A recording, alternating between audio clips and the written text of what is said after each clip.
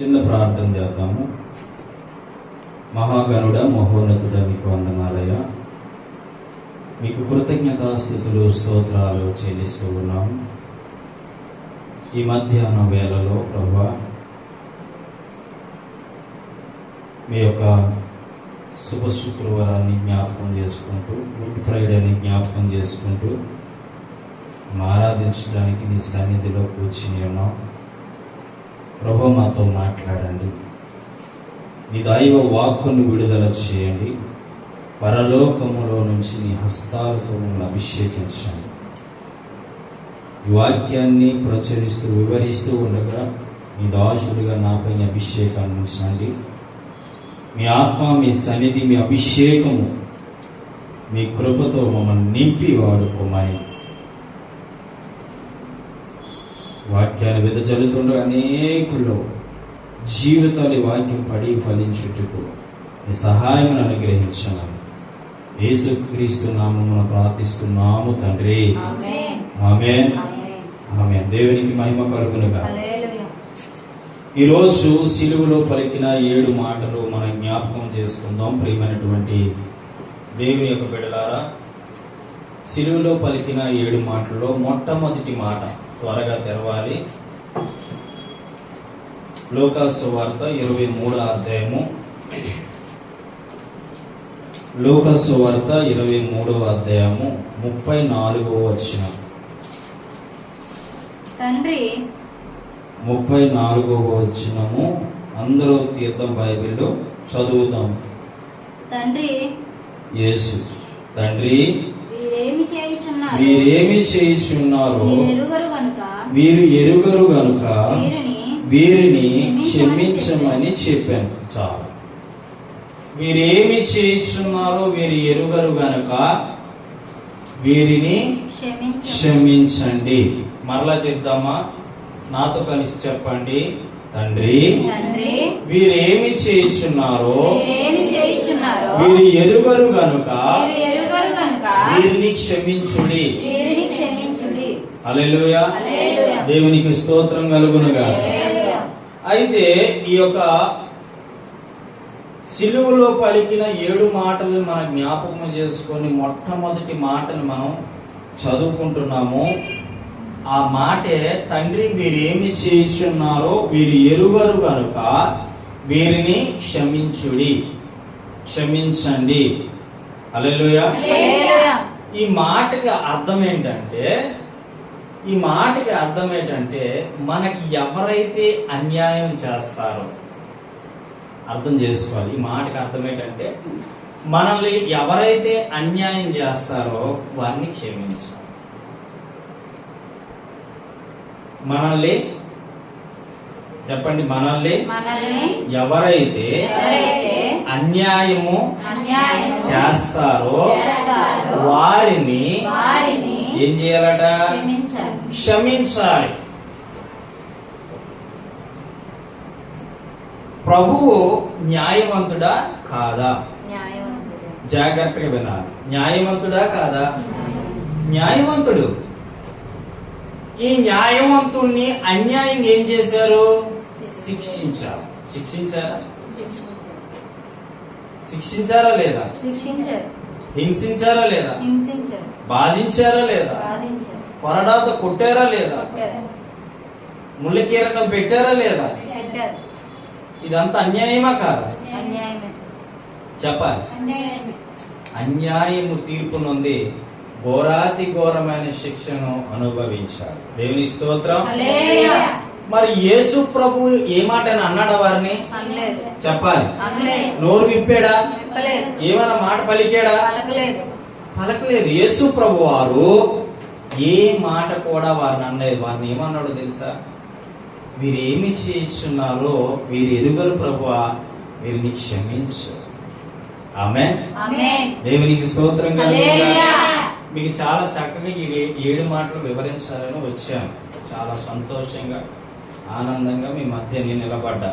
ప్రభువే నన్ను వాడుకోవాలి, మీతో మాట్లాడాలి. ఆమేన్ చెప్పండి. హల్లెలూయా. వీరేమి చేస్తున్నారో వీరెరుగరు ప్రభువా, వీరిని క్షమించు అన్నాడే తప్ప కొట్టినప్పటికీ నోరు మెదపలేదు, ఈడ్చికెళ్ళినప్పటికీ నోరు మెదపలేదు, అపహాసించారు, నోరు మెదపలే, కదపలేదు. అవునా? పిడిగుద్దులు గుద్దారు, అయినా నోరు కదపలే, నోటితో ఒక మాట పలకలే. హల్లెలూయా చెప్పండి. మీరు జాగ్రత్త నా వైపు చూస్తే డిస్టర్బెన్స్ లేకుండా మీకు వాక్యం బోధించడానికి దేవుడు నాకు ఆ కృపని ఇచ్చునుగా. హల్లెలూయా. జాగ్రత్త వినాలి, నా వైపు చూడాలి. ఈ 9 మాటలో ఉన్న అర్థం అంతెంత కాదు, అర్థాలతో, ఆత్మీయ అర్థాలతో మీకు చెప్పబోతూ ఉన్న 7 మాటలు. దేవునికి స్తోత్రం కలుగునుగా. హల్లెలూయా. ఈ మాటకి అర్థం ఏంటంటే మన శత్రువుల్ని మనం ప్రేమించే విధముగా ఉండాలి. యేసుప్రభుని కొట్టినోళ్ళు చూసారా లేదు? యేసుప్రభు ఆయన చనిపోతాడని లేఖనాలు చెబుతూ ఉన్నాయి.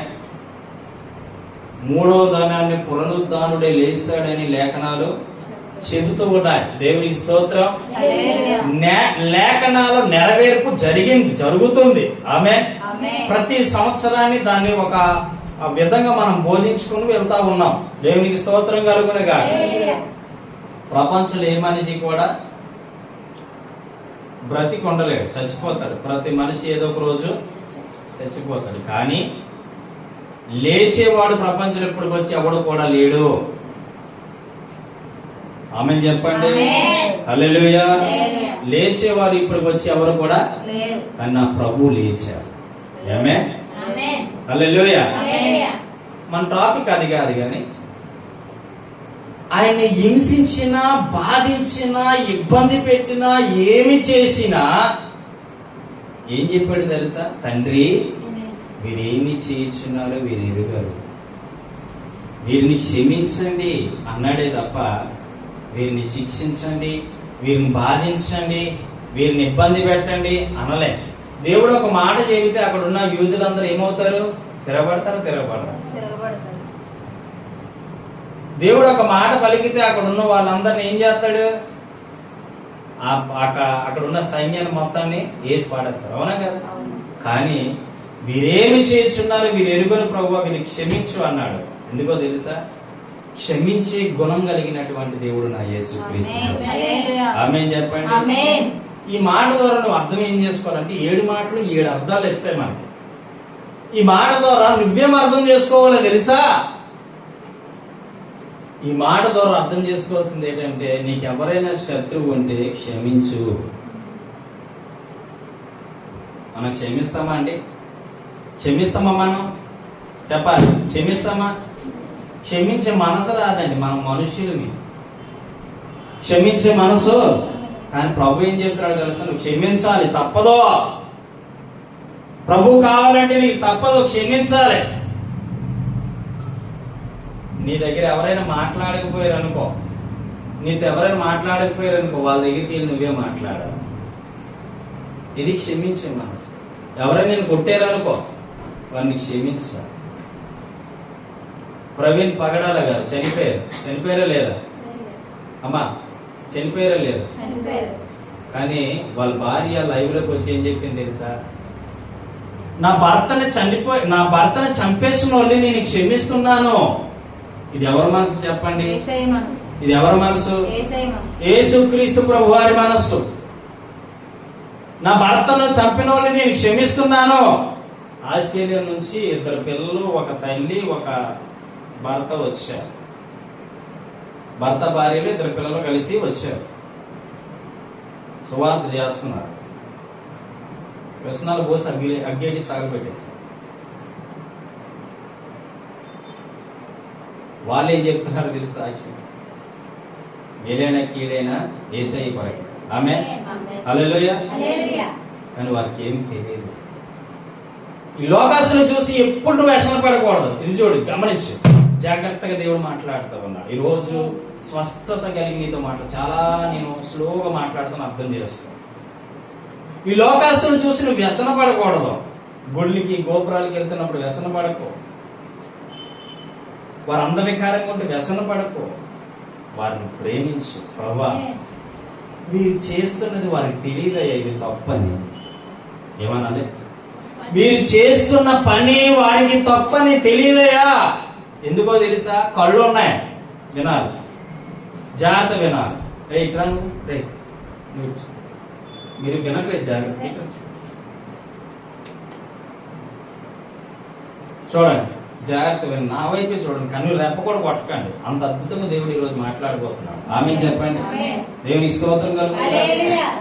కళ్ళు ఉన్నాయి కానీ పొరలు మూయవేయబడిపోయాయి. ఏ పొరలో తెలుసా? ఆత్మీయ పొరలో మూయవేయబడిపోయాయి.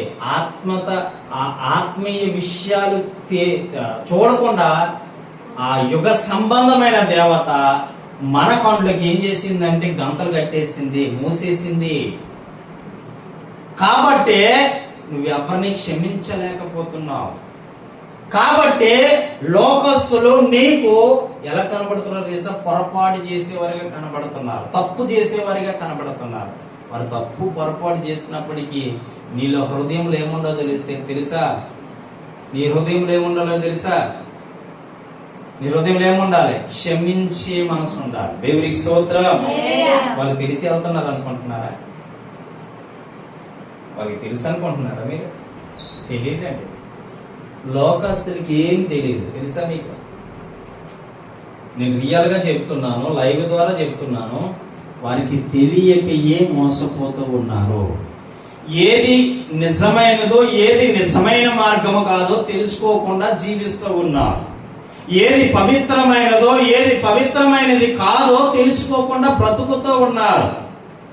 ఏది మంచి మార్గమో ఏది మేలైన మార్గమో తెలియక జీవిస్తూ ఉన్నారు. నువ్వు వారిని చూసి వ్యసన పడకు, కానీ క్షమించు. ఆమేన్. ప్రతి సేవకులు ఇది చేయాలి, క్షమించాలి.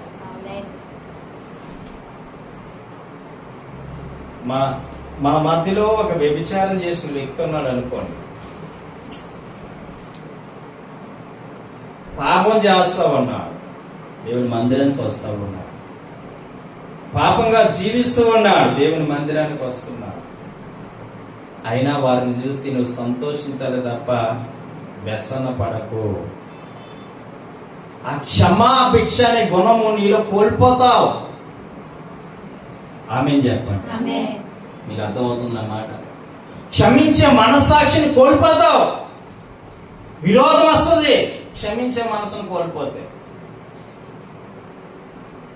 పాపాత్మురాలైన ఒక స్త్రీ మోసే ధర్మశాస్త్రం ప్రకారం పాపం చేత పట్టబడితే, ఆనాడు మోసే ధర్మశాస్త్రం ప్రకారము ప్రజలు ఏం చేశారంటే రాళ్ళు పెట్టి కొట్టేవారు. కొట్టి ఎంతవరకు కొట్టేవారు అయితే అంటే చచ్చేంత వరకు కొట్టేవారు.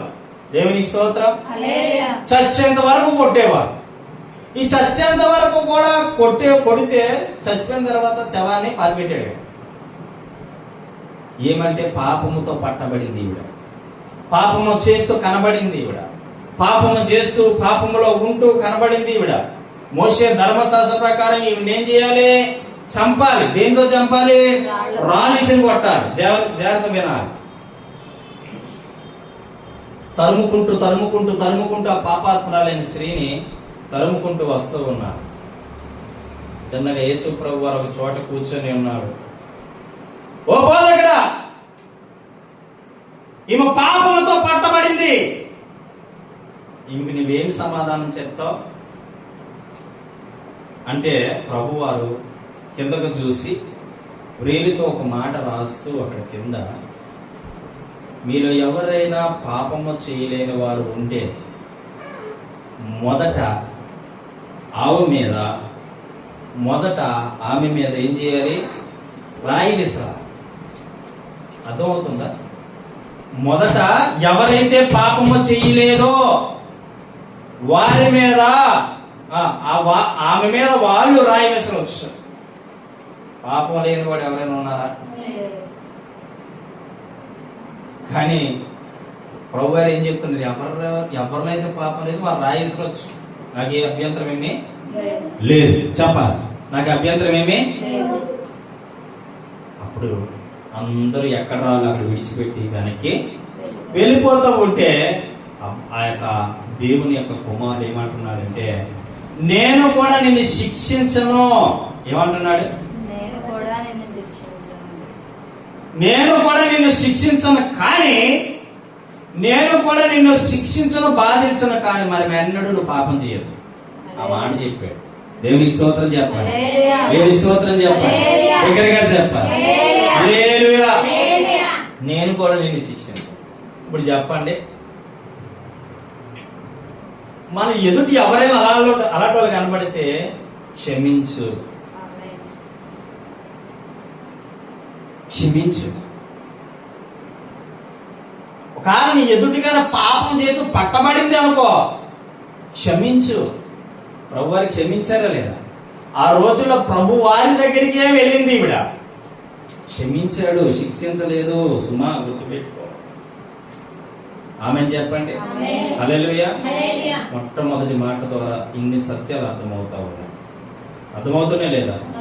చూడండి, లోకాసు వార్త 23:47 ఒక మాట ఉంది.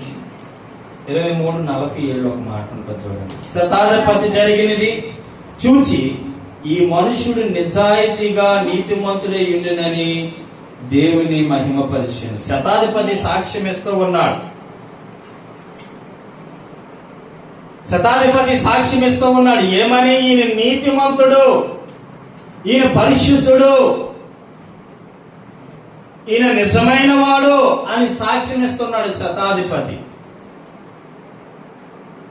అవునా కాదా? శతాధిపతి కూడా సాక్ష్యము ఇస్తూ ఉన్నాడు ఆయన నీతిమంతుడని. మనం కూడా ఏం చేయబడాలి అంటే, ఆ నీతిమంతుడైన యేసయ్యని మన హృదయంలో చేర్చుకోవాలి. దేవుని స్తోత్రం కలుగుతుంది. హల్లెలూయా చెప్పండి, దగ్గరగా చెప్పండి. హల్లెలూయా. అయితే మనం క్షమించట కనుక నేర్చుకుంటే మనం క్షమించబడాలి. మత్తయి సువార్తలో ఒక మాట, మా రుణస్తులు మేము క్షమించిన ప్రకారము మా రుణములను క్షమించు.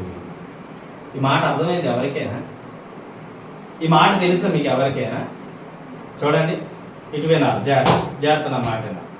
మా రుణస్తులను అంటే మా ఇరుగు పొరుగును, మా కుటుంబస్తులను, మా బంధుమిత్రులను, మా స్నేహితులను మేము క్షమించిన ప్రకారము మా రుణములు అంటే మా పాపములను క్షమించండి ప్రభువా అని అర్థం. అర్థమవుతుంది మీకు? హల్లెలూయా చెప్పండి. హల్లెలూయా చెప్పండి. అంటే మా రుణస్తులు మేము క్షమించిన ప్రకారము మా రుణములు క్షమించు అంటే మా పాపాలు క్షమించి నీవు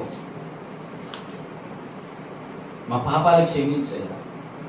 మొట్టమొదటిగా ఈ యొక్క మొట్టమొదటి మాట ద్వారా నువ్వు తెలుసుకోవాల్సింది ఏంటో తెలుసా? దుష్టుని చూసి వ్యసన పడకు, క్షమించు.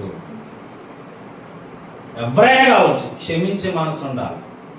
ఒకవేళ నీకు అంత వారవలేని మనసుగా ఉంటే, ఒకవేళ అంత వారవలేని మనసుగా ఉంటే నీ నోటిని కంట్రోల్ పెట్టు. నీ నోటిని, ఇదే చాలా మంది తప్పిపోతున్నారు. నోటిని కంట్రోల్లో పెట్టుకోకపోతే బ్రేకులు లేని బండితో సమానము. బ్రేకులు లేని బండి నోరు కంట్రోల్ లేకపోతే కనుక, నోరు కంట్రోల్ లేకపోయినా బండికి బ్రేక్ లేకపోయినా చాలా ప్రమాదము. ప్రమాదమా కాదా? ఏం బావా, బ్రేక్ లేకపోతే ఏమైతుంది? ప్రమాదం ఏముంది? ఏ విమ్స్ లోనో, ఏ 7 Hills లోనో, ఏ కేర్ లోనో, ఏ పినాకినీలో వడిసి పడిగా తప్పదు బ్రేక్ లేని బండి ఎక్కితే. అవునా కదా? ఏ కాలు, ఏ చెప్పో, ఏ జబ్బో, ఏ చెయ్యి ఇరిగిపోద్ది. తిన్నగా ఎడపోతుండే. నేను రాజమండ్రి నుంచి వస్తాను ఒక్కని. నక్కబెల్లి టోల్గేట్ దాటింది, కొంత దూరం వెళ్ళాను. దాదాపు ఉద్దండపురం దగ్గరలో ఈ ట్రాక్టర్ నాగలతో దున్ని ట్రాక్టర్ ఒక లారీ గుద్ది, ఆ లారీ ఆ ట్రాక్టర్ ఇలా బోత పడిపోయింది కిందకి. డ్రైవర్ సీట్ ఏమో కింద ఉంది, వీల్స్ ఏమో పైకి ఉన్నాయి. పెద్ద ట్రాక్టర్. ఆ లారీ 10 టైర్ లారీ కింద గోతులోకి పోయింది అన్నమాట. ఘోరాతి ఘోరం, స్పాట్ లో డెడ్ అట. ఘోరాతి ఘోరమైన యాక్సిడెంట్. బ్రేకులు లేకపోతే బండికి ఏమవుతుంది? బ్రేకులు లేని బండి, కంట్రోల్ లేని నోరు ఒకటే. చెప్పండి, బ్రేకులు లేని బండి నన్ను ఒట్లండి, నన్ను ఒట్లు ఏది తాగదండి. అలాంటి వాడికి ఏం చెప్పొద్దు నువ్వు. సింపుల్ మాట. అలాంటి వాడికి ఏమి దాచుకోమని కాదు నేను చెప్పింది. దండోరు వేసేవాడి దగ్గరికి వెళ్ళి, అమ్మ వినా, దండోరు వేసేవాడి దగ్గరికి వెళ్ళి నువ్వు ఊరంతా చెప్పేసారండిరా అని చెప్తే వాడు ఏం చేస్తాడు? దండోరు వేసుకొని వస్తాడు. అదే దండోరు వెళ్ళినోడి దగ్గరికి వెళ్తే చెప్తే వాడు చేస్తాడా? నోరు కంట్రోల్లో పెట్టుకునేలో కూడా అంతే. ఒక్క మాట చెప్పామనుకో, వీధంతా వీళ్ళు ఆనపాదు కూడా అంత తొందరగా పాకదండి. చిక్కుడి పాదు అంత తొందరగా పాకదు. గుమ్మడి పాదు అక్కేసింది దేవుడి దైవాల, అది కూడా అంత తొందరగా పాకదు. ఈ మాట మాత్రము ర్యాకెట్ కంట ఫాస్ట్. దేనికంట? క్షమించు, క్షమిస్తే నువ్వు క్షమింపబడతావు. దేవునికి స్తోత్రం కలుగునుగా. హల్లెలూయా. అలా ఆవిడ అట్ట ఎలా జరిగింది, అలా జరిగింది. ఆవిడంట ఇలాగైందంట, అలాగైందంట. ఇది అందుకే చెడు చెప్పాలి. చెడు నా యాక్షన్ చూడాలి మొదట, ఆ తర్వాత ముందుకే తిరిగాను. చెడు చెడు చెడు ఇది లోకపరంగా కూడా చాలా మంది చెప్తారు. లోకపరంగా కూడా ఆగస్టు 15 వస్తే అక్కడ కూడా చెప్తూ ఉంటారు. చెడు వినకూడదు, చెడు చూడకూడదు, చెడు మాట్లాడకూడదు. ఈ 3 కాకుండా అన్ని కూడా చేస్తారు. ఈ 3 అన్ని కంట్రోల్లో పెట్టుకుంటారు, ఈ 3 మాత్రం కంట్రోల్లో పెట్టుకో. అవునా కదా? అన్ని కంట్రోల్లో పెట్టుకుంటారు, ఈ 3 కంట్రోల్లో పెట్టుకోరు. ఏంటి? వినొద్దనిదే వింటారు. అమ్మలెక్కలు అంటారు. వినొద్దనిదే, చూడొద్దనిదే, మాట్లాడొద్దనిదే.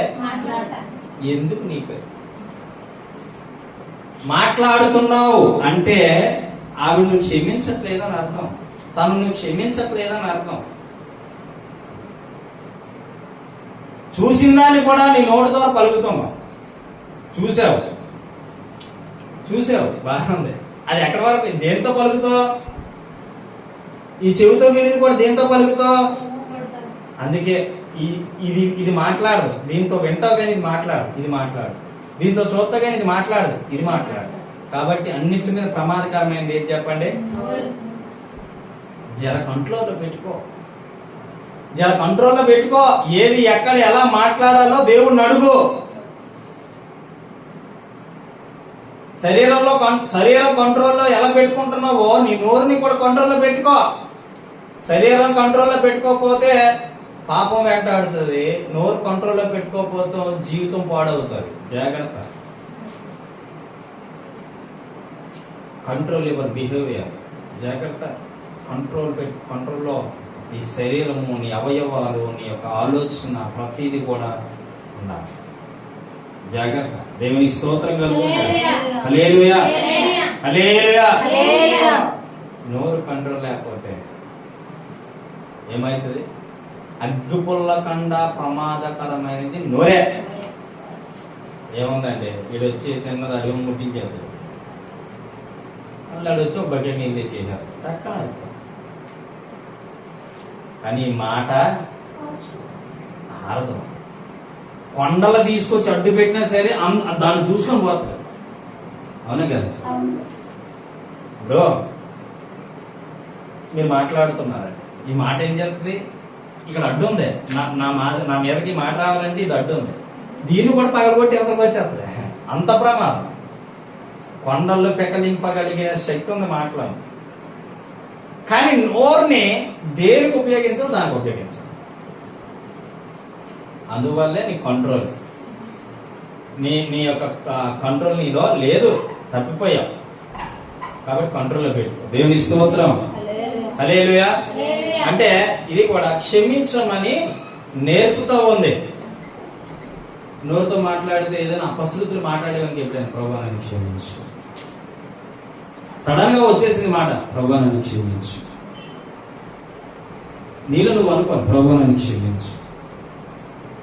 నిన్ను నువ్వు క్షమించమని ప్రభువుని అడుగుతూ ఉన్నప్పుడు ఇది కూడా నీలో నుంచి వస్తుంది. ఏంటంటే అవతల వ్యక్తిని క్షమించగలిగినటువంటి మనసు నీలోకి వస్తుంది. దేవుని స్తోత్రం కలుగునుగా. హల్లెలూయా. ఇక రెండో మాట, మొదటిది ఏం మాట చెప్పండి? క్షమించగలిగే శత్రువును కూడా మనం ఏం చేయాలి? క్షమించాలి. ఎవరితోనూ మాట్లాడలేదు, ఎవరితోనూ మాట్లాడలేదు. మనకు చాలా మంది శత్రువులు ఉంటారు కదా, ఉంటారు లేదా? ఒకసారి వెళ్ళి మాట్లాడి చూడు, అందులో ఉన్న అందమేంటే కనబడదు. ఒకసారి వెళ్ళి మాట్లాడి చూడు, అందులో ఉన్న అందమేంటి కనబడుతుంది. ఎప్పుడు ఇదే విధంగా వాళ్ళు చూసేసరికి ఇలా ఉండిపోతుంది. చూసా నువ్వు క్షమించట్లేదు అంటే ప్రభు నీకు ఇంకా అర్థం కాలే. ఏమంటే తిడితప్పటికే నువ్వు దూరం అయిపోయావు కదా, తిడితప్పటికే దూరం అయిపోయావు కదా. ప్రభుని కొట్టారు, ప్రభుని హింసించారు, ప్రభుని గుద్దారు, ప్రభుకు ముళ్ళు కిరీటం పెట్టారు, పక్కలో బల్లిపోటు పడిచారు, 3 గాయాలు చేశారు. ప్రభు మనసులో కోపం పెట్టుకున్నాడా? మరి నువ్వెందుకు పెట్టుకోవాలి? చెప్పాల్సిన కదా, నువ్వెందుకు పెట్టుకోవాలి కోపం? నీలో ఇంకా దేవుడు అంటే అర్థం కాలే.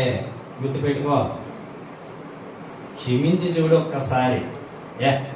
మనోళ్ళు ఏమే మనోళ్ళు ఆమె చెప్పండి. ప్రతి ఒక్కరు కూడా మనోళ్ళు ఆమె చెప్పండి. ప్రపంచంలో ప్రతి మానవుడు సృష్టించింది ఎవరో చెప్పాలి? ఎవరో? యేసుక్రీస్తు ప్రభు. మరి వారు మనోళ్ళే. వాడు తప్పిపోతుండంటే వాడి కొరకు ప్రార్థన చేయి. వారు పారైపోతున్నారంటే వారి కొరకు ప్రార్థన చేయి. వాళ్ళు మందిరాన్ని విడిచిపెట్టి వెళ్ళిపోతున్నారంటే ప్రార్థన చేయి. వారిని క్షమించు. ఆమె చెప్పండి, క్షమించు. ఎవడో ఏదో అన్నాడని, ఎవడో ఏదో చేశాడని మాట్లాడడం మానేస్తావా? వాడు కొడితే ప్రభు ఎంత మాట్లాడడం మానేయాలి? అసలు ఆ యూదులే ఆ రోజు చంపేయాలిగా. దేవుడు తిరిగి వచ్చాడుగా బ్రతికి, మరి చంపేయాలిగా. దేవుడే కోపం పెంచుకుంటాం, చంపేయాలి కదా. మరి ఏం అనలేదు ఎందుకు? క్షమించారు. ఆమె చెప్పండి, బిగ్గరగా చప్పట్లు కొట్టు, చప్పట్లు కొట్టు. అంటే క్షమించాడు, క్షమించాడు. నువ్వు కూడా క్షమిస్తే ఎటువంటి శత్రువునైనా క్షమించాలి. ఎవరిని క్షమించాలి? ఎటువంటి శత్రువునైనా మనసేమో క్షమించాలి. నాగా క్షమించాలి, నాగా చూడరు, క్షమించాలి. నాగాసి వినంటారు నాయన అంటే క్షమించాలి. నేను చెప్తుంటే ఈ చెవులే వింటున్నారు కాబట్టి గోడకు చెప్తారు క్షమించాలి. నా కాసి మీరు నా వైపు చూస్తే అర్థమవుతుంది వాక్యం. మీకు ఏంటో అర్థమవుతుంది? ఏం చేస్తున్నావు? సోమరపోతిగా తయారవడానికి ఇదే నీ లక్షణం. జాగ్రత్తగా క్షమించాలి. రెండో మాట, లోకాసు వార్త 23:43. అందుకు ఆయన వానితో, నేడు నీవు నాతో కూడా పరదేశిలో ఉందువని నిశ్చయముగా నీతో చెప్పుచున్నానెను. హల్లెలూయా, హల్లెలూయా, హల్లెలూయా. ఇక్కడ చూడండి, నేడు నీవు నాతో కూడా పరదేశంలో ఉందువు అని ఎవరితో చెప్పాడు? పక్కన ఉంటాను. ఒకటి మింగేస్తారు, ఒకటి చెప్తారు. ఏందిరా మీ భాష? ఇద్దరు సిలివేశారండి, ప్రభువుని మయ్యాన్ని పెట్టారు. ఇటొక దొంగ ఉన్నాడు, ఇటొక దొంగ ఉన్నాడు. ఇటొక దొంగ, ఇటొక దొంగ. ఒక దొంగ అంటున్నాడు అందులోనే, నువ్వు నిజమైన దైవ కుమారుడివైతే, నువ్వు ఏ పాపము చేయలేకపోతే, నువ్వు పుణ్యాత్ముడైతే నిన్ను నువ్వు రక్షించుకొని మమ్మల్ని కూడా రక్షించవచ్చు కదయ్యా. నీతిని చెప్తారు కదా కొంతమంది, అలా మనోడు నీతిని చెప్తున్నాడు. నిన్ను నువ్వు కాపాడుకోవచ్చు కదయ్యా, నువ్వు దైవ కుమారుడు అయితే నిన్ను నువ్వు కాపాడుకొని మమ్మల్ని కూడా కాపాడు. అప్పుడు పక్కన ఇంకో దొంగ అంటున్నాడు, పక్కన ఇంకో దొంగ అంటున్నాడు, రే ఊరుకో, మనం దొంగలమే, ఈ శిక్ష మనకు తప్పదు అని నీతిమంతుడు. ఆమె చెప్పండి, ఆయన నీతిమంతుడు రా, కాబట్టి ఆయనకి ఈ శిక్ష తప్పు, మంచిది కాదు. మనం దొంగలం కాబట్టి మనకు శిక్ష పడాలి, మనం అనుభవించాలి. కానీ ఆయన అలాంటి వాడు కాదు. అప్పుడు ఈ దొంగ అంటున్నాడు, పరలోకంలో నన్ను కూడా జ్ఞాపకం చేసుకోవాలి. ఆ మాటకి ప్రభు చెప్తున్న సమాధానం ఈ రెండో మాట. ఏ మాట చెప్పండి? అందుకైన వానితో నేడు నీవు నాతో కూడా పరదేశిలో ఉందని నిశ్చయముగా నీతో చెప్పుచున్నాను నేను. దేవునికి స్తోత్రం కలుగును. ఈ రెండో మాట మనం పలికినటువంటి, దేవుడు పలికినటువంటి రెండో మాట ఏంటంటే, మనం నిజమైన హృదయంతో మారితే దేవుడు వెంటనే క్షమిస్తాడు. ఈ మాటకు అర్థం ఏంటని చెప్పండి? మనం నిజమైన వారిగా మారితే, లేదా నిజమైన హృదయముతో మారితే, ఎవరిలో మారాలి? ఎవరిలో మారాలి? మొత్తుకోండి, నేను అనవసరం మాట్లాడరా, నీ పుణ్యం ఉంటుందరా, అయిపోయిన తర్వాత మీ కొబ్బరి నీళ్ళని ఇప్పిస్తాను, మాట్లాడరా, వింటున్నారు కదరా, మాట్లాడ. అరుచుకున్నటువంటి విధంగా ఉంటుంది తప్ప కనీసం రెస్పాండ్ లేదు మీకు. ఒకసారి వీడియో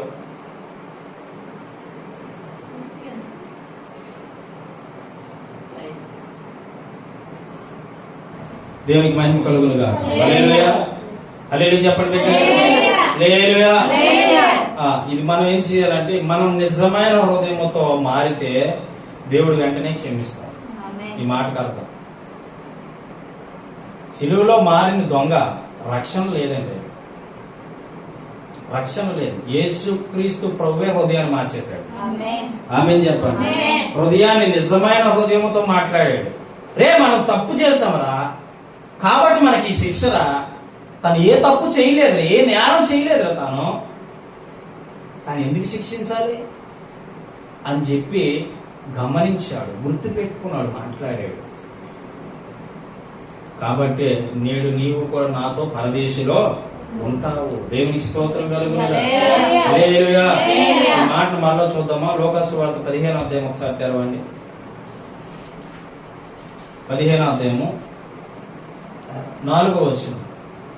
మీలో ఏ మనుషునికైనను 100 గొర్రెలు కలిగి ఉండగా వాటిలో ఒకటి తప్పిపోయిన ఎడల అతడు 99టిని అడవిలో విడిచిపెట్టి తప్పిపోయినది దొరుకు వరకు దానిని వెతక వెళ్ళడా? దేవుని స్తోత్రం. అర్థం ఏంటంటే, అప్పుడు వరకు తనకు రక్షణ లేదు. అర్థమవుతుందా? మీరు బుర్రలో ఆమేనని చెప్పండి. అప్పుడు వరకు తనకే రక్షణ లేదు. కానీ సిలువలో ఆ మాట పలికిన తర్వాత యేసుక్రీస్తు ప్రభువారు నీతిమంతుడు, యథార్థవంతుడు, మనం పాపం చేసిన మనకి ఈ శిక్ష తప్పదు, ఆయన నీతిమంతుడు కదా, ఈ శిక్ష వేయడం కరెక్ట్ కాదు అని మాట పలికినప్పుడు దీనికి అర్థం ఏంటనుకున్నారు? అప్పుడు వరకు తనకు రక్షణ లేదు. పరదేశంలోకి వెళ్ళాడు అంటే అర్థం ఏంటంటే, దేవుడు తనని ఏం చేశాడు? కృప చేత రక్షించాడు. దేవునికి స్తోత్రంగా. హల్లెలూయా, హల్లెలూయా. ఇక్కడ మనం చదువుకున్న మాటలోనే ఒక సేవకుడికి 100 మంది గొర్రెలు ఉన్నాయి అనుకోండి, 100 మంది దేవుని బిడ్డలు ఉన్నారు. ఒక్కరు తప్పిపోయినా ఈ 100 మంది గొర్రెలు విడిచిపెట్టి ఏం చేస్తాడు? వెళ్తాడే వెళ్తాడు. అక్కడ అర్థం ఏంటంటే, తాను రక్షణ పొందలేదు, ఈ మాట ద్వారా తను రక్షణ పొందుకున్నాడు, యేసుప్రభు వారికి దగ్గరయ్యాడు. అలాగే ఈ మాటల అర్థం ఏంటంటే తప్పిపోయిన నిన్ను కూడా ఆయన వెతికి రక్షించగలిగిన శక్తి. ఆమేన్ చెప్పండి. తప్పిపోయిన నిన్ను కూడా తప్పిపోయిన గొర్రెను నేను నీ దారికి చేర్చుకో యేసయ్యా. తప్పిపోయిన గొర్రెను నేను నీ దారికి చేర్చుకో యేసయ్యా. యజమానుడా, నా యజమానుడా, నీవు తప్ప నాకు ఎవరు లేరయ్యా. యజమానుడా, నా యజమానుడా, నీవు తప్ప నాకు ఎవరు లేరయ్యా. హల్లెలూయా. మనం తప్పిపోయాం. లోకాసు వార్తలు ఇంకో మాట ఉంటది. ఏం మాట ఉంటదంటే 15వ అధ్యాయం 20వ వచనంలో ఒక మాట ఉంటుంది, చూడండి. ఆ మాట చూపిస్తుంది. వాడు ఇంకా దూరముగా ఉన్నప్పుడు తండ్రి వారిని చూసి కనికరపడి పరిగెత్తుకొని వారిని మెడ మీద పడి ముద్దు పెట్టుకొనేను. చూడండి, తప్పిపోయిన కుమారుడి గురించి ఇక్కడ చెప్తున్నాడు. ఫస్ట్ తప్పిపోయిన గొర్రె గురించి చెప్పాడు, రెండో తప్పిపోయిన కుమారుడి గురించి. సిలువలో తప్పిపోయిన బిడ్డను చేర్చుకున్నాడు. ఆమె చెప్పండి. మొదట సిలువలో ఆ 2 దొంగలు, ఒక దొంగకి రక్షణ దొరికింది, అంటే తప్పిపోవలసిన తనకి రక్షణ ఇచ్చాడు దేవుడు. రెండోది తప్పిపోయిన గొర్రెని వెతికి రక్షించాడు. అలాగే మూడోది తప్పిపోయిన కుమారుడు గురించి చెప్తున్నాడు. తండ్రి స్థానంలో ప్రభువును ఊహించుకోండి. తండ్రి స్థానంలో ప్రభువును ఊహించుకోండి. ఈ యొక్క గొర్రె అంటే 2 కొడుకులు, ఒక చిన్న కుమారుడు ఏమైపోయాడు? తప్పిపోయాడు. అంటే ఒక ఆ దేవుని కుమారుడిగా మనలో ఎవరైనా తప్పిపోతే ఎలాగో, అలాగే తన కుమారుడు తప్పిపోయాడు. తప్పిపోయిన కుమారుడు తిరిగి వచ్చినప్పుడు తన తప్పు తను తెలుసుకొని దేవుడి దగ్గరికి వెళ్తే మనం అనుకోవాలి ఈ మాటను బట్టి, దేవుడి దగ్గరికి వెళ్తే మన జీవితం బాగుంటుంది, దేవుడి దగ్గరికి వెళ్తే నా భవిష్యత్తు బాగుంటుంది, దేవుడి దగ్గరికి వెళ్తే నా బ్రతుకు బాగుంటుంది. నా జీవితంలో సేవను కాదని, దేవుని కాదని విజయవాడ వెళ్ళిపోయాను. నా భార్య, నేను, చిన్న పిల్లలు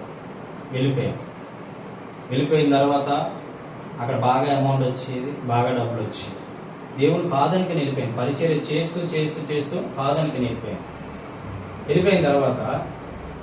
వెళ్ళిపోయిన తర్వాత అక్కడ ఏం జరిగిందంటే ఒక బలహీనత వచ్చింది. 1 సంవత్సరం తర్వాత, అప్పుడు దాకా రాలేదు, బలహీనత వచ్చింది. 100 మెట్లు ఎక్కాలి, 100 మెట్లు దిగాలి. కిందకి వెళ్ళాలంటే 100 మెట్లు దిగాలి, పైకి రావాలంటే 100 మెట్లు ఎక్కాలి, మా ఇంటికి రావాలి. 1 సంవత్సరం తర్వాత, సంవత్సరం అంతా బాగా ఉంది. సంవత్సరం తర్వాత బాగాలేదు. నా భార్య నేను తీసుకెళ్ళేది, హాస్పిటల్లో చూపించేది, మళ్ళా తీసుకొచ్చేది. ఒకరోజు నాకు బాగా హృదయం పగిలిపోయింది అన్నమాట. వేదంతో పగిలిపోయాను, దుఃఖంలో మునిగిపోయాను. ఆ రోజు ప్రార్థన చేస్తూ ఉన్నాను, ప్రభువా నీ సేవను వదిలిపెట్టి, నీ సంఘాన్ని వదిలిపెట్టేసి, నువ్వు పిలిచిన పిలుపుకు లోపడకుండా, నువ్వు పిలిచిన పిలుపుని పక్కన పెట్టేసి నేను వచ్చేసానయ్యా, నన్ను ఏం చేయమంటావు అని అడిగాను. రెండోది ఏం అడిగానంటే, నిన్ను విడిచిపెట్టడం తప్పేనయ్యా, నిన్ను మరిచిపోవడం తప్పేనయ్యా.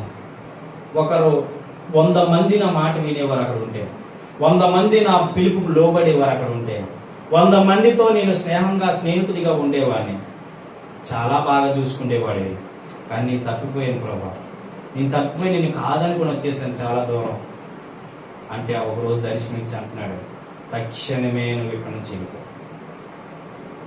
తక్షణమే ఇక్కడి నుంచి వెళ్ళిపో. నువ్వు నమ్ముతారో నమ్మరు, స్పాట్లో ఒకటి చెప్పాను, మా ఆవిడ గుర్తుందో లేదో, ఒకటే చెప్పాను. ఏమని చెప్పాను? వెళ్ళిపోదాం అంటే అప్పటికి నాకు 9,000 అప్పు ఉండాలి. 9,000 అప్పు ఉంటే ఒక దగ్గర తెచ్చి 9,000 అప్పు అక్కడ తీర్చేసి నైట్ సామాన్లు గేమాలు మొత్తం ఎక్కించుకొని వచ్చేసాం. మళ్ళా సేవలో దేవుడు తన ఆత్మతో నీకు వాడుతాడు. దేవునికి స్తోత్రం. ఏదో సంపాదించేద్దాం, ఏదో పోగు పెట్టేద్దామని సేవను వదిలిపెట్టేసి, సంఘాలు వదిలిపెట్టేసి పోయిన వాళ్ళకి ఒక నిదర్శనం. నేను తప్పిపోయా, నన్ను వెతుక్కుంటూ వచ్చాడు నా ప్రభు. అలాగే సిలువలో ఆ వ్యక్తి తప్పిపోయిన వ్యక్తే, కానీ ప్రభు ఒక మాట ద్వారా తనను రక్షించాడు. ఇలాగే ఈ తప్పిపోయిన కుమారుడు కూడా తండ్రి స్థానంలో యేసు ప్రభు వారి నుండి ఆలోచిస్తున్నారు. తప్పిపోయిన కుమారుడు తిరిగి వచ్చాడు. దేవునికి స్తోత్రం. హల్లెలూయా. అందుకేనండి, నీ కాడ 10 లక్షల డబ్బున్నా దేవునికి హ్యాపీనెస్ ఇవ్వలేదు, 10 కోట్లు బంగారం ఉన్నా నీ దేవుడికి హ్యాపీనెస్ ఇవ్వలేదు, కానీ ఒక్క ఆత్మ రక్షింపబడితే ఆయన పరలోకంలో సంతోషిస్తాడు. దేవునికి స్తోత్రం. హల్లెలూయా. రక్షింపబడ్డాడు. ఈ సిలువలో ఉన్న వ్యక్తి రక్షింపబడ్డాడు. హల్లెలూయా చెప్పండి. కాబట్టి వినాలి. లోకాసు వార్త 19:10 ఉంటుంది, నశించిన దానిని వెతికి రక్షించుటకు మనుష్య కుమారుడు ఈ లోకానికి వచ్చాడు. వెతికి రక్షించడానికి వచ్చాడు. ఈ సిలువలో ఆ ఉన్న వ్యక్తిని కూడా ఎవరు రక్షించారు? యేసు ప్రభు వారు రక్షించారు. దేవుని స్తోత్రం కలుగునుగా. హల్లెలూయా. జాగ్రత్త వింటే మీకు జాగ్రత్త మెసేజ్ అర్థమవుతుంది. ఇక మూడో మాట, సిలువలో పలికిన మూడో మాట. ఎన్నో మాట? మొదటి మాట ఏంటి చెప్పండి? క్షమించగలిగే మనసు. రెండో మాట, మనం నిజమైన హృదయంతో మారితే దేవుడు మనల్ని క్షమిస్తాడు. ఇక మూడో మాట, యోహాను సువార్త 19వ అధ్యాయము 26వ వచనం. యోహాను సువార్త 19వ అధ్యాయము 26వ వచనం. యేసు తన తల్లియు తాను ప్రేమించిన శిష్యుడును దగ్గర నిలిచి ఉండుట చూచి అమ్మా ఇదిగో నీ కుమారుడు అని తన తల్లితో చెప్పాను. దేవుని స్తోత్రం కలుగునుగా. హల్లెలూయా. ఈ మాటకి అర్థం ఏంటంటే, జాగ్రత్త వినాలి. ఈ మాటకి అర్థం ఏంటంటే, తన శ్రమల్లో ఉంటూ, ఎవరి శ్రమలో ఉంటూ? యేసుక్రీస్తు ప్రభువారు శిలువ శ్రమల్లో ఉంటూ కుటుంబ బాధ్యతను విడిచిపెట్టలేదు. ఈ మాటకు అర్థం, శ్రమల్లో ఉంటూ తల్లిని విడిచిపెట్టలేదు, శ్రమల్లో ఉంటూ తండ్రిని మర్చిపోలేదు, శ్రమల్లో ఉంటూ కుటుంబ బాధ్యతని మర్చిపోలేదు. అక్కడ రాసుకోవాల్సింది మనం ఏంటి అంటే, కుటుంబ బాధ్యత అంటే యేసుక్రీస్తు తన బాధ మధ్యలో కూడా తల్లిని మర్చిపోలేదు. యేసుక్రీస్తు ప్రభువారు బాధలో కూడా తన తల్లిని మర్చిపోలేదు. కానీ పెంచి పెద్ద చేసి గొప్పని చేస్తుంది తల్లి. 9 నెలలు గర్భాన్ని మోస్తుంది తల్లి. 9 నెలలు గర్భములో పిండముగా ఉన్నప్పుడే ఆ బరువు మోసిన వాళ్ళకి తెలుస్తుంది అండి. ఇప్పుడు జ్వరం వచ్చిన వాళ్ళకి తెలుస్తుంది ఆ పెయిన్ ఎంత అని. ఆ కన్నప్పుడు చాలా తల్లిని నేను చూస్తూ ఉంటాను,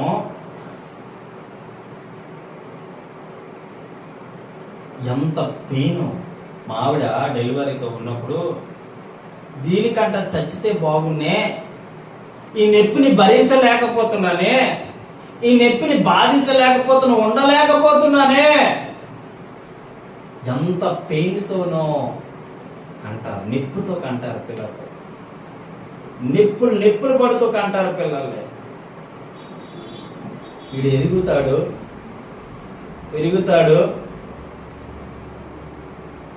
ఎలా తిరుగుతాడో తెలియదు, ఎలా బ్రతుకుతాడో తెలియదు, ఎలా జీవిస్తాడో తెలియదు. ఈ తల్లి అనుకుంటది, ఈరోజు సమాజంలో జరుగుతున్నది, తల్లి అనుకుంటదే ఈ పురుట్లోనే ఆయన చంపిస్తే బాగుంది, ఇలాంటి చాడిస్తాడు నాకెందుకు పుట్టాలి, ఇలాంటి దరిద్రుడు నాకెందుకు పుట్టాలి అని తల్లి ఎంతో గుండెలు బాదుకొని ఏడుస్తున్న సందర్భాలు ఈ రోజు ప్రపంచంలో మనం చూస్తా ఉన్నాం. అర్థమవుతుందా? కానీ యేసు ప్రభువారు అలాగా తన సిలువ శ్రమలో ఉన్నప్పటికీ తల్లి యొక్క బాధ్యత మర్చిపోలేదు. యోహాను అనే శిష్యుడి దగ్గరికి వచ్చి, ఇవి నా తల్లి అయినప్పటికీ నీ తల్లిలాగా చూసు. నీ తల్లిలా చూసుకో, ఇక ముంద ఈవిడే నీ తల్లి అని చెప్తున్నాడు యోహాను. యోహాను చాలా చాలా యేసుక్రీస్తు ప్రభు వారికి ఇష్టమైన వ్యక్తి. దేవుని స్తోత్రం చెప్పండి. యేసు ప్రభు వారికి ఇష్టమైన వ్యక్తుల్లో మొట్టమొదటి వ్యక్తి యోహాను. ఆ యోహానుతో చెప్తున్నాడు, ఈవిడ కూడా నీ తల్లే. దేవుని స్తోత్రం కలుగునుగా. తల్లిని శిష్యులకు అప్పగించి నీ బాధ్యతలు నెరవేర్చినవా, ఓ చెన్నెలంటి చల్లని రాజా, వెన్నలాంటి మనసునిదయ్యా, ఓ వెన్నలాంటి చల్లని రాజా, వెన్నలాంటి మనసునిదయ్యా, నింగిలోన చంద్రుడా మందకాశే ఇంద్రుడా, నింగిలోన చంద్రుడా మందకాశే ఇంద్రుడా, నిందలేని సుందరుడా అందమొలికి చందనుడా, నిందలేని చంద్రుడా అందమొలికి చందనుడా, ఓ వెన్నెలంటి చల్లని రాజా, వెన్నలాంటి మనసునిదయ్యా. హల్లెలూయా. తల్లిని ఏం చేసాడు? శిష్యుడికి అప్పగించాడు. ఈ శిష్యుల్లో కావాల్సిన వ్యక్తి ఎవరు? యోహాను. యోహాన్నే దగ్గర తీసుకెళ్ళి ఈవిడ నీ తల్లి, ఆమె సార్ చదవండి అన్నమాట. యేసు తన తల్లియు తన తల్లియు తాను ప్రేమించిన శిష్యుడును దగ్గర నిలుచుండుట చూచి అమ్మా ఇదిగో నీ కుమారుడు అని తన తల్లితో చెప్పాను. ఏమని చెప్తుంది? ఇద్దరు ఒకే దగ్గర నిలిచి ఉన్నారు. ఎవరు? మరియ తల్లి, యోహాన్. ఒక దగ్గర నిలిచి ఉన్న తన యొక్క శిష్యుడితో చెప్తున్నాడు, తన తల్లితో చెప్తున్నాడు, అమ్మా నీ కుమారుడు ఇతనే, నీ కుమారుడు చెప్పాలి, నీ కుమారుడు ఇతనే. అంటే ఇక నేను వచ్చిన పని అయిపోతుంది. నేను పరలోకము నుంచి వచ్చా, నీ గర్భాన్ని మోసావు, నన్ను గొప్పని చేసావు, నన్ను పెంచావు, అందుని బట్టి నీకు వందనాలమ్మా. నీలాంటి తల్లి కడుపులో పుట్టడము నా అదృష్టం అమ్మా. నీలాంటి తల్లి కడుపులో పుట్టడం నాకు ఎంతో హ్యాపీగా ఉన్నాను. అందుకే నేను వచ్చిన పని అయిపోతా ఉంది, నేను వచ్చిన పని ముగించుకుంటా ఉన్నాను. ఇగో కొద్ది నిమిషాల్లో నేను చనిపోతా, కొద్ది నిమిషాల్లో నేను వెళ్ళిపోతా, నా తండ్రి దగ్గరికి వెళ్ళిపోతా, నా తండ్రి దగ్గరికి నేను వెళ్ళిపోతానమ్మా. నీ కుమారుడు ఉన్నాడు అంటే ఇగో ఈ వ్యక్తి నీ కుమారుడు, నేను కాదు అని బాధ్యతను అప్పగిస్తూ ఉన్నాడు యేసుక్రీస్తు ప్రభువు. హల్లెలూయా. ఎంత దుఃఖకరమైనటువంటి పరిస్థితి అండి, ఎంత దుఃఖకరం. ఎవరైనా బాధ్యతగా ఉండేవారు, ఇంట్లో బాధ్యత తీసుకునేవారు మనకు దూరం అయితే ఎంత పెయిన్ఫుల్ గా ఉంటది కదా. ఇంటిలో బాధ్యతగా ఉన్న వాళ్ళు మనకు దూరం అయితే ఎంత కన్నీరు కారుస్తాము కదా. అటువంటి రెస్పాన్స్ తీసుకున్నాడు యేసుక్రీస్తు ప్రభువారు తన తల్లి పట్ల. ఆమేన్ చెప్పండి, ఆమేన్ చెప్పండి. అంత రెస్పాండ్ తల్లి పట్ల ప్రేమ, అనురాగం, ఆప్యాయత, అనుబంధాన్ని ఎంతగానో పంచాడు తల్లికి. ఈనాడు కుమారులు చూస్తే తల్లి మీద తిరగబడటం, తల్లిని వేధించటం, తల్లిని గౌరవించకపోవటం, తల్లిని దుఃఖంలో ఉంచటము, తల్లిని వేదనలో ఉంచటము, తల్లిని తల్లిగా చూడకపోవటము. అరే నిన్ను కన్నాదిరా, నిన్ను పెంచిందిరా తల్లి, నిన్ను పెద్ద చేసిందిరా తల్లి. ఏ మాత్రం ఇంగిత జ్ఞానం లేకుండా తల్లిదండ్రుల మీద రివర్స్ అయిపోతా ఉన్నారు ఈరోజు. కానీ ప్రభు వారు వెళ్ళిపోతూ మాట చెప్తూ ఉన్నాడు. ఏమని చెప్తున్నాడంటే, అమ్మా నేను కాదమ్మ ఇక కుమారుని, తానే నీ కుమారుడు. ఏమి స్తోత్రం, తానే నీ కుమారుడు అమ్మ. ఇదిగో నా బాధ్యత అంతా నువ్వు మోసావు. నీలాంటి తల్లి గర్భంలో పుట్టడం నా అదృష్టం అమ్మా. కానీ నా తండ్రి చెప్పినట్లు నేను చెయ్యాలి, నా తండ్రి చెప్పినట్టు నేను నడుచుకోవాలి, నా తండ్రి చెప్పినట్టు నేను వెళ్ళాలి. కాబట్టి ఈ లోకానికి నేను వచ్చిన కొద్దిసేపు మాత్రం ఉంటామా, కొంచెం సేపు మాత్రం ఉంటా. నా పని అయిపోయింది. ఈ భూలోకంలో ఏ పని మీద వచ్చానో ఆ పని ముగించబడింది. మరలా నా తండ్రి దగ్గర నేను వెళ్ళిపోతున్నానమ్మా, నా తండ్రి దగ్గర నేను వెళ్ళిపోతానమ్మా. కాబట్టి ఇగో నీ కుమారుడు ఇక ముందు నా బాధ్యత తాను తీసుకుంటాడు అని చెప్పి అప్పగించేశాడు యేసుక్రీస్తు ప్రభువు. అంటే అక్కడ అర్థం చేసుకోవాల్సింది ఏంటంటే, శ్రమలలో కూడా మాత్రము తల్లిని విడిచిపెట్టలే, తల్లిని విడిచిపెట్టలే. కొంతమంది తల్లిదండ్రుల్ని హేళనగా చూస్తారు, చులకనగా చూస్తారు. నేను యవన వయసులో ఉన్నానుగా, నా తండ్రిని కానీ నా తల్లిని కానీ నేను కొడితే వాళ్ళు ఎందుకు పని చేయరు అనుకుని వీళ్ళు వీగుతూ ఉంటారు. నేను యవన వయసులో ఉన్నానుగా, నా తల్లిని నా తండ్రిని నేను ఏమనంటే వాళ్ళు పడతారు. అసలు నాన్నని అమ్మని ఎలా చూడాలో తెలియలేనటువంటి సమాజంలో మనం బ్రతుకుతూ ఉన్నాం బిడ్డ. తల్లిని తండ్రిని ఏ విధంగా చూడాలో తెలియలేనటువంటి సమాజంలో మనం బ్రతుకుతూ ఉన్నాము. అలాంటి సమాజంలో బ్రతుకుతూ ఉన్నాం ఈరోజు. కానీ ప్రభువు వారే ఆ రోజు తన యొక్క తల్లి దగ్గరికి వెళ్ళి ఇది చెప్పకపోతే, నా పని అయిపోయిందమ్మా, నేను వచ్చిన పని అయింది, అయిపోయింది, కొంతసేపట్లో నా ప్రాణాన్ని నేను పెడతా, నా తండ్రి చిత్తాన్ని నెరవేరుస్తా.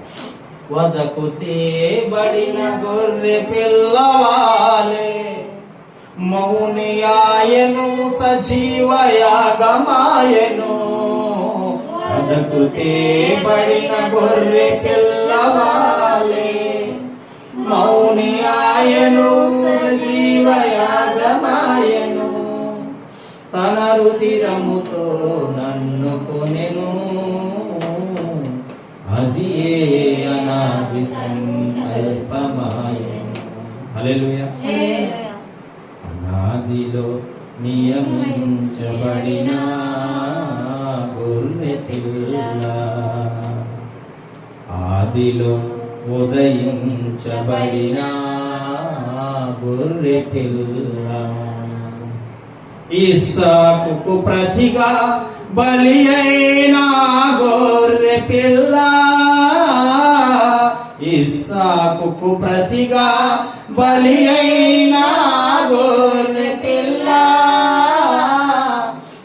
గొల్గతాలో యేసు రూపమై వధింపబడిన గొర్రె పిల్ల.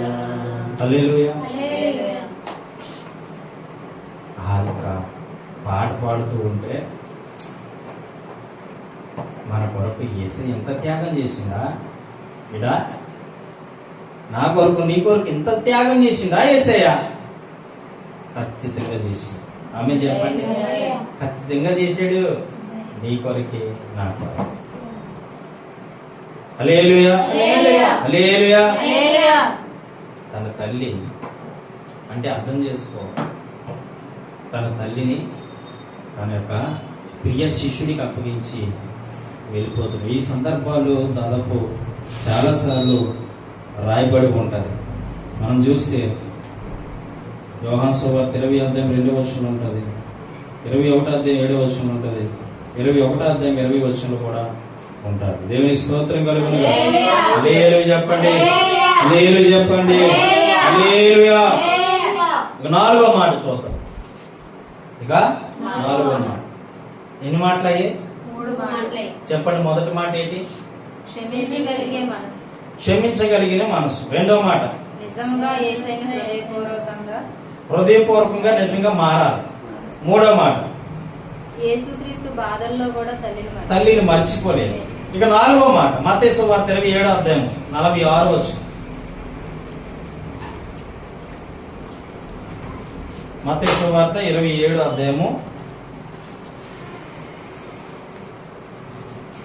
4వ మాట. 27వ అధ్యాయము 46వ వచనం.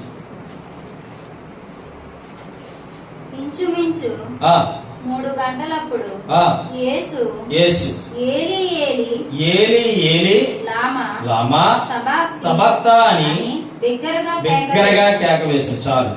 ఆ మాటకి అర్థం ఏంటంటే, నా దేవా నన్ను ఎందుకు చెయ్యి విడిచిపెట్టావు? నా దేవా నన్ను ఎందుకు చెయ్యి విడిచిపెట్టావు? ఈ మాటకి అర్థం ఏంటంటే,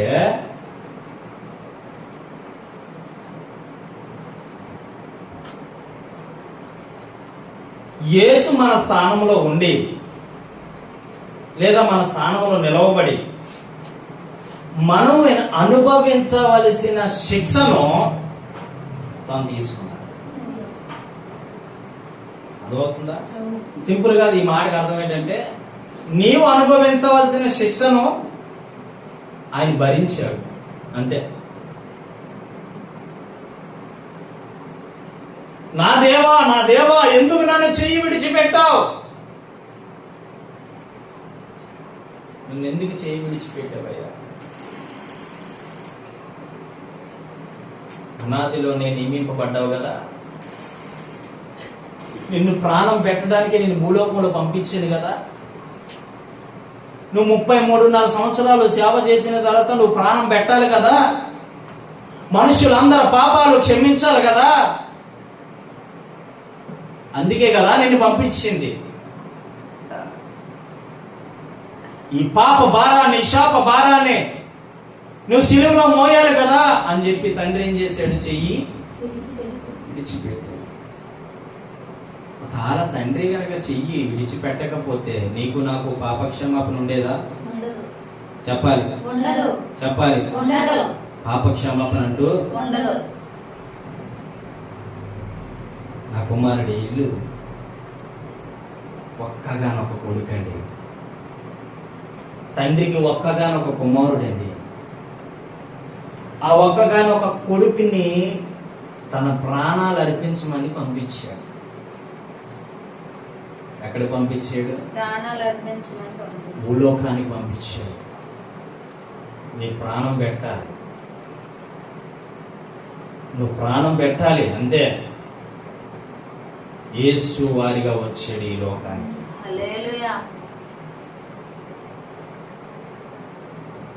యేసులాగా వచ్చాడు, మానవ రూపాన్ని ధరించుకొని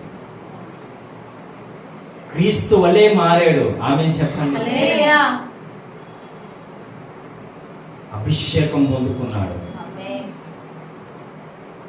తన ఏకైక కుమారుని తండ్రి భూలోకంలో పంపించాడు ప్రాణం పెట్టుడి కొరకు. బిడా, నీ కొరకు ఆయన ప్రాణం పెట్టడానికి వస్తే నువ్వేమో ఆయన పక్కన పెడతావు.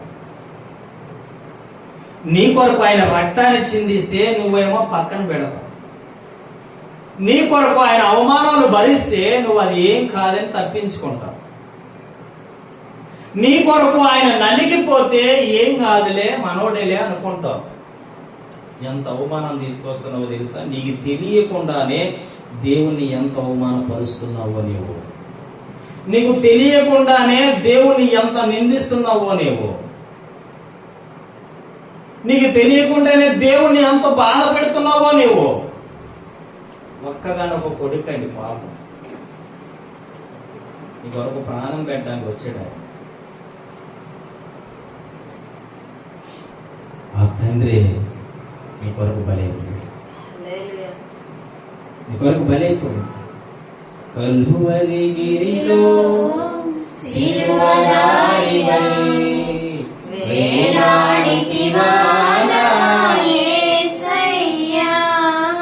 కల్వరి గిరిలో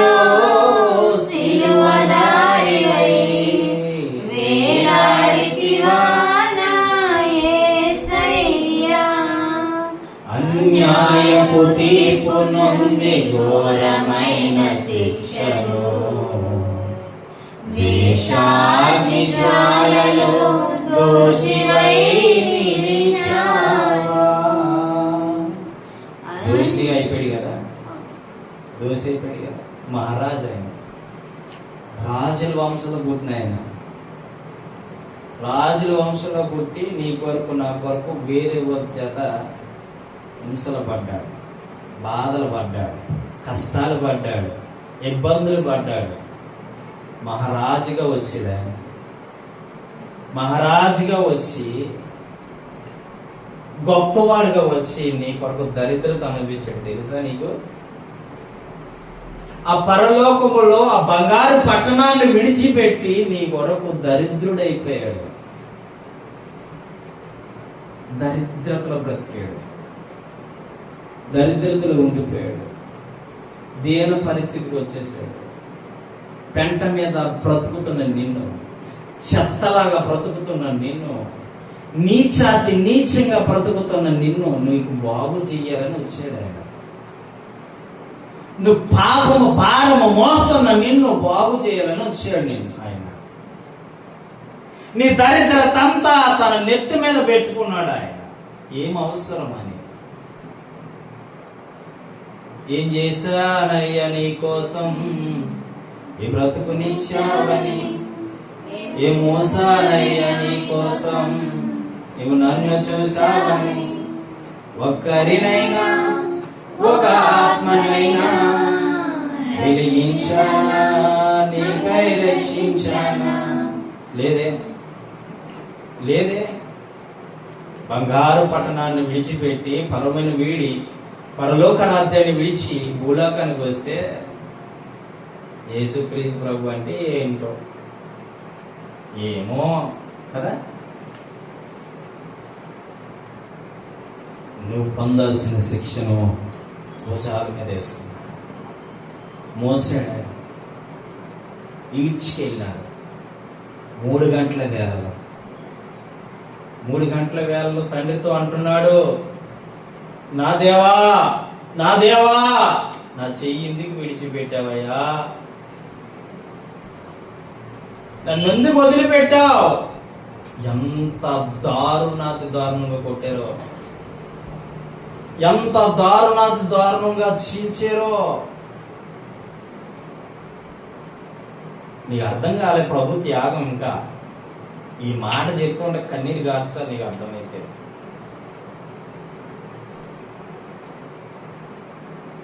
చెల్లుమని కొట్టింది ఒకరు, తన భూమిపై ఊసింది మరి ఒకరు. ఆ చెల్లుమని కొట్టింది ఒకరు, తన భూమిపై ఊసింది మరి ఒకరు. గేలి చేసినారే, పరిహాసమాడినారే, గేలి చేసినారే, అయినా నోరు తెరవలేదా? ఎవరి కోసం చెప్పండి, ఎవరి కోసం? నోరు తెరవలేదు, చూస్తూ ఉన్నాడు. పేతురు యేసు ప్రభు వారిని పట్టుకొని వెళ్ళిపోతా ఉంటే ఆ పేతురు ఆ ముందు రోజు రాత్రి అంటాడు, నువ్వు ఎక్కడుంటే నేను అక్కడే ఉంటానయ్యా, నువ్వేం తింటే నేను అదే తింటానయ్యా, నువ్వు ఎక్కడ ఉంటావు నేను అక్కడే ఉంటానయ్యా అన్నీ చెప్పిన పేతురు ప్రభు ఎవరు నాకు తెలియదని కొనికేశాడు. లాక్కెళ్ళిపోతూ ఉన్నారు యోధులు, పట్టుకొని వెళ్ళిపోతూ ఉన్నారు శిలువ మరణానికై, ఈడ్చుకెళ్ళిపోతూ ఉన్నారు ప్రజలు. ఈడ్చుకెళ్ళిపోతున్నప్పుడు నీవు కూడా తనతో తిరిగిన వ్యక్తివి కదా అని పేతురుని అడిగితే పేతురు అంటున్నాడు, ఆయన ఎవరు నాకు? ఎంత కుమిలిపోయాడో తెలుసండి పేతురు. ఆ ఒక్క మాటకి ఎంత కుమిలిపోయాడంటే గుండెలు బాదుకొని ఏడ్చిన, అయ్యో ఇంత నీతిమంతున్నా నేను తెలియదని చెప్పింది, ఇంత యథార్థవంతున్నా నేను తెలియదని చెప్పింది, ఇంత పరిశుద్ధుడైన దేవుణ్ణా నేను తెలియదని చెప్పాను, నేను బ్రతకూడదు అని పేతురు నలిగిపోయాడండి, కుమిలిపోయాడండి. ఒక్క మాట అన్నందుకే పేతురు కుమిలిపోతే పరమున వీడి నీ కోసం నా కోసం వచ్చిన యేసయ్యని నువ్వేం చేస్తావు? నీ కోసం నా కోసం నలిగిపోయిన యేసయ్యని నువ్వే విధంగా చూస్తూ ఉన్నావు? దరిద్రుడైపోయి ధనవంతుడిగా ఆ లోకాన్ని విడిచిపెట్టి ధనవంతుడైనటువంటి దేవుడు దరిద్రత అనుభవించాడు. నీ కోసం కాదా? నా కోసం కాదా? మనందరి కోసం కాదా? ఎవరి కోసమమ్మా ఈ శిలువ త్యాగము? ఎవరి కోసము ఈ ప్రాణత్యాగము? నీ కోసమే నా కోసమే కలువరి పయనం, ఇది కలువరి పయనం, కలువరి పయనం మన కోసం అన్నమాట. నీ కోసం నా కోసం. ఆయన అడుగుతున్నాడు తండ్రిని, నా చెయ్యిని ఎందుకు విడిచిపెట్టే ప్రభువా? నిజంగా ఆయన చెయ్యి విడిచిపెట్టకపోతే నీకు నాకు ఈ భూమి మీద ఎప్పటికీ క్షమాపణ లేదండి. క్షమాపణ, పాప క్షమాపణ వచ్చిందంటే నా ప్రభు వారు శిలువలో మరణించలేదు కాబట్టి.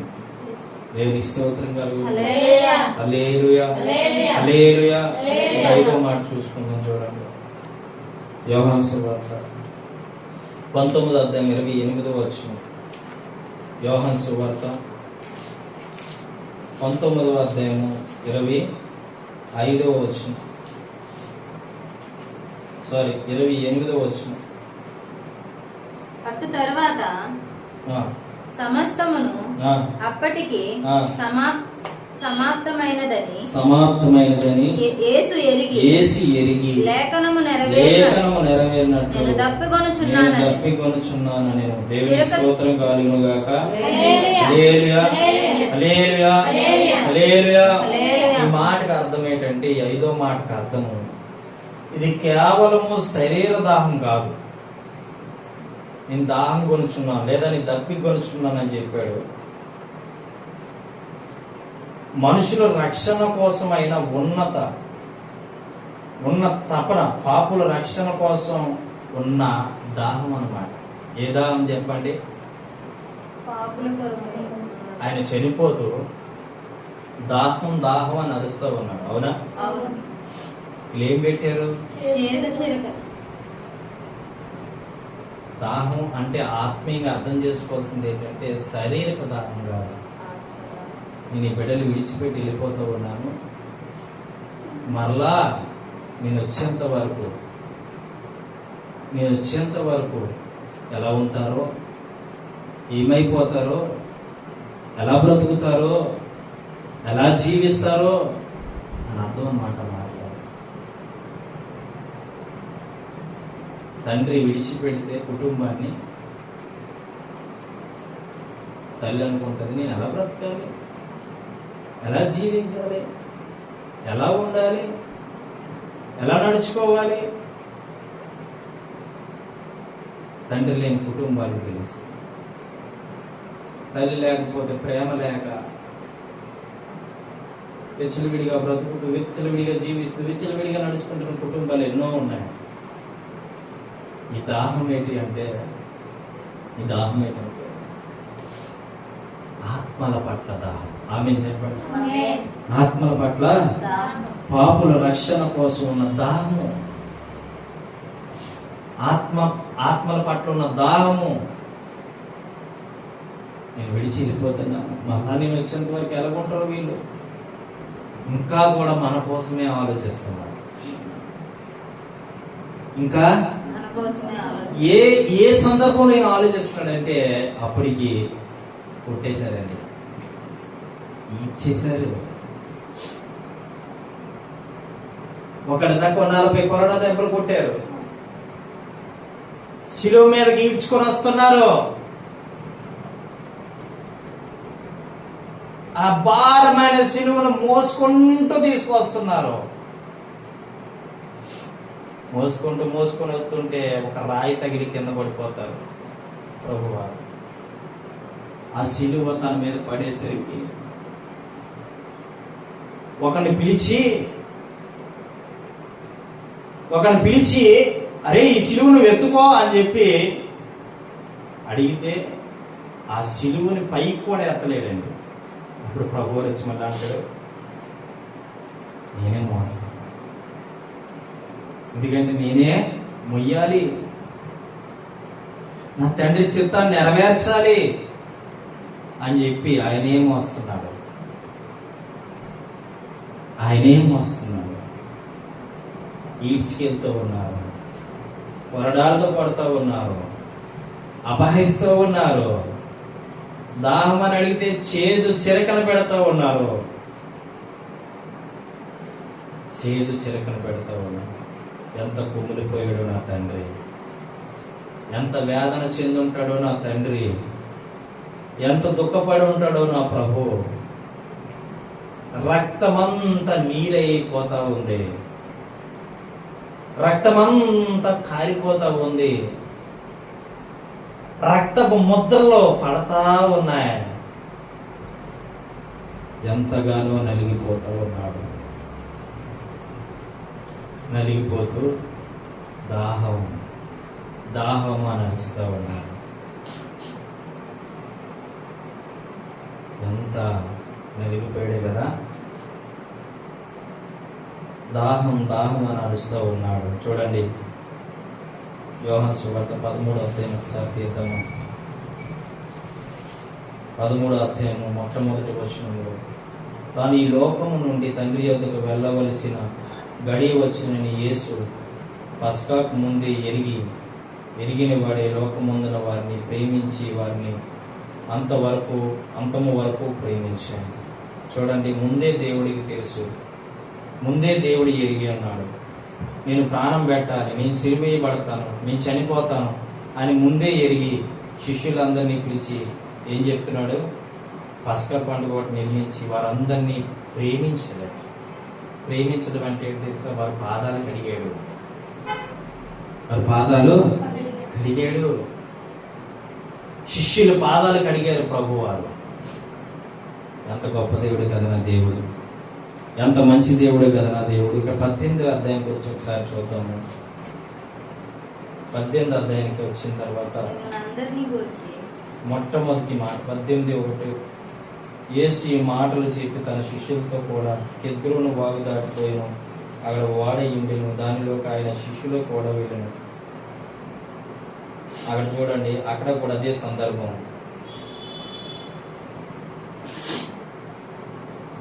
ఎప్పుడైతే ఈ యొక్క సందర్భం మనం జ్ఞాపకం చేసుకుంటున్నామో, అంటే నేను అర్థం చేసుకోవాలి, అక్కడ మన యొక్క పాపముల నిమిత్తమై, మన శాపముల నిమిత్తమై, మన రక్షణార్థమై నేను ఒక వెళ్ళిపోతూ ఆయన ఆలోచించేది ఎవరి కోసం చెప్పండి? మన కోసం, నీ కోసం, నా కోసం. హల్లెలూయా, హల్లెలూయా. ఇక 6వ మాట చూద్దాం, టైం అవుతూ ఉంది. 6వ మాట 19:30, యోహాను సువార్త 19వ అధ్యాయం 30వ వచనం. యేసు ఆ చిరక పుచ్చుకొని సమాప్తమైనదని చెప్పి తల వంచి ఆత్మను అప్పగించాను. సంపూర్ణమైన అంటే అర్థం ఏంటంటే దేవుని రక్షణ, దేవుని ప్రణాళిక పూర్తయింది. అర్థమవుతుందా?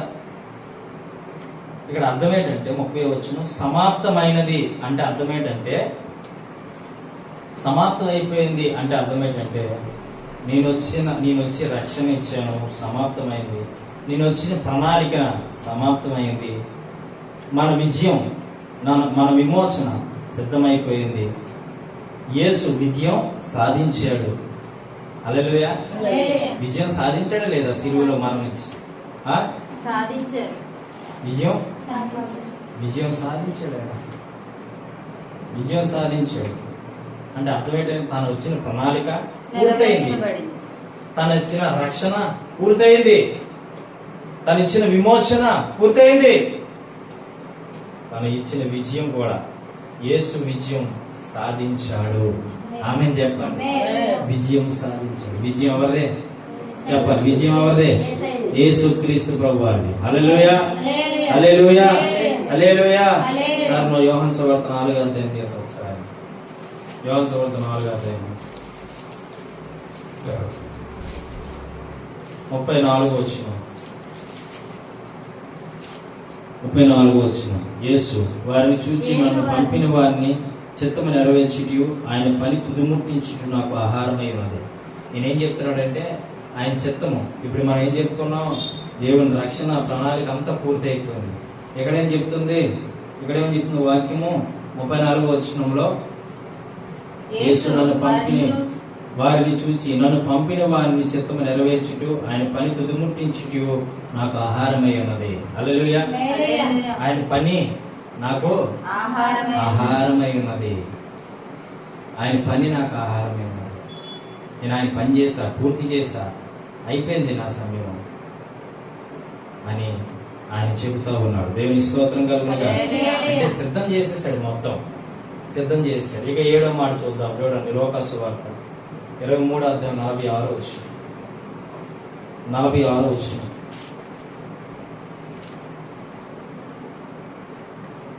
46వ వచనం. అప్పుడు యేసు గొప్ప శబ్దంతో కేకవేసి, తండ్రి నీ చేతికి నా ఆత్మ అప్పగించుకొనుచున్నానని ఆయన ఎలాగో చెప్పి ప్రాణం విడిచాడు. దేవునికి స్తోత్రం కలుగునుగా.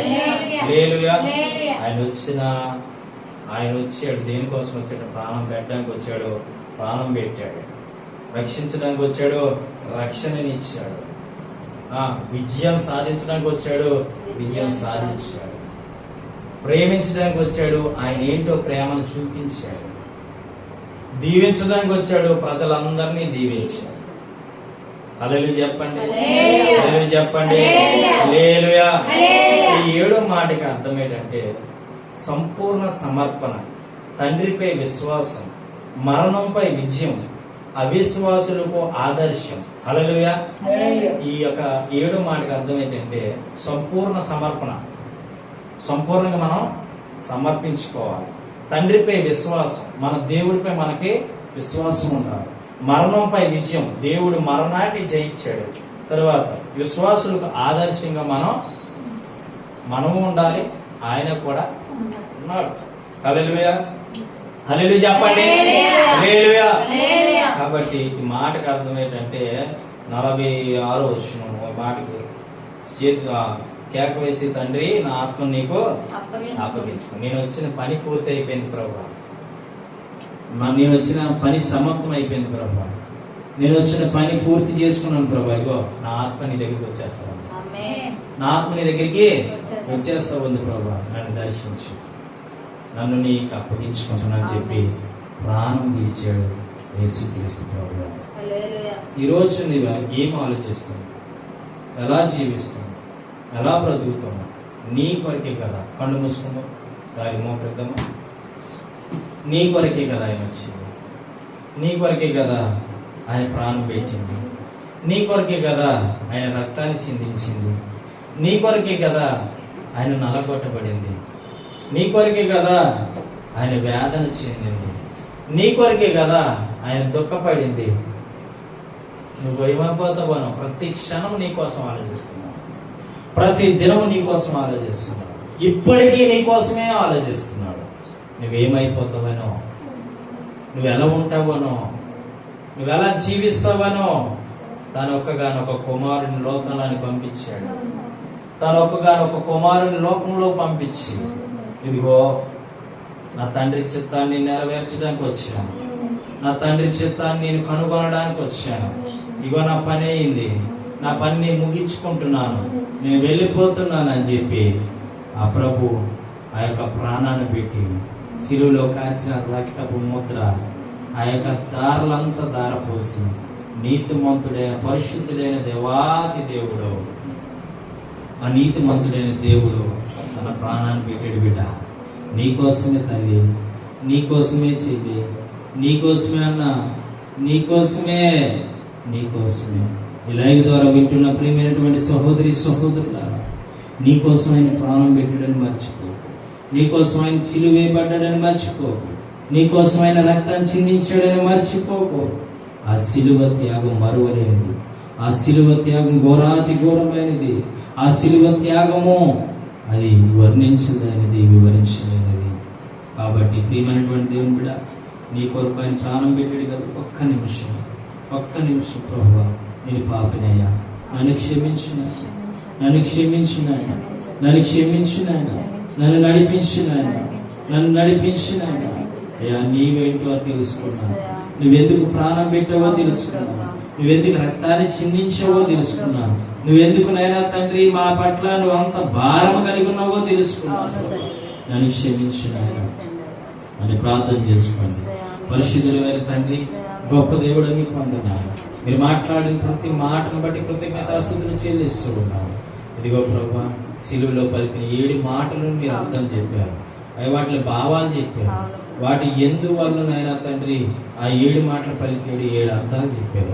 ప్రభా, నువ్వు వచ్చిన పని ముగించుకున్నావు అయ్యా. మా కొరకు వచ్చావు, మా కొరకు రక్తాన్ని చిందించావు, మా కొరకు ఎంతో నలిగిపోయావు, మా కొరకు ఎంతో వేదన చెందో ఆ ఘోరాతి ఘోరమైన ఎండ వేళలో, ఆ మధ్యాహ్నపు వేళలో అయ్యా వేలాడుతూ నా కొరకై మరణించిన దేవా, నా కొరకే నాయనా తండ్రి, నా పాపముల కొరకే చనిపోయిన తండ్రి, మీకు ఏమిచ్చిన మీ రుణము తీర్చలేము, ఏమిచ్చిన మీ రుణము మేము తీర్చలేము. ప్రభా, మనకు క్షమించిన, కనికరించిన, కృప చూపునైనా దయ చూపించి మీరే నడిపించి మహిమ ఘనత ప్రభావాలు మీరొక్కరే పొందుకోమని మా ప్రియుడు రక్షకుడైన యేసుక్రీస్తు ప్రభు నామం పేరట ప్రార్థించి స్తుతించి వేడుకొంచున్నాము పరమ తండ్రి, ఆమేన్. ఇప్పుడు మన పరమ తండ్రి అయిన దేవుని యొక్క ప్రేమయు, తన కుమారుడును రక్షకుడైన యేసుక్రీస్తు ప్రభు వారి యొక్క కృపయు, అన్యోన్యత సహవాసము సన్నిధి కుడి వచ్చిన బిడ్డలకును, సకల పరిశుద్ధులకును, సంగమునకును, స్థలమిచ్చినాకకును, వారి కుటుంబానికును సదాకాలమైన తోడి నేడు కాపుదల భద్రత నిరంతరం నిలిచి ఉండునుగాక. ఆమేన్, ఆమేన్, ఆమేన్. అందరికీ ప్రైజ్ ది లార్డ్. అందరికీ వందనాలు.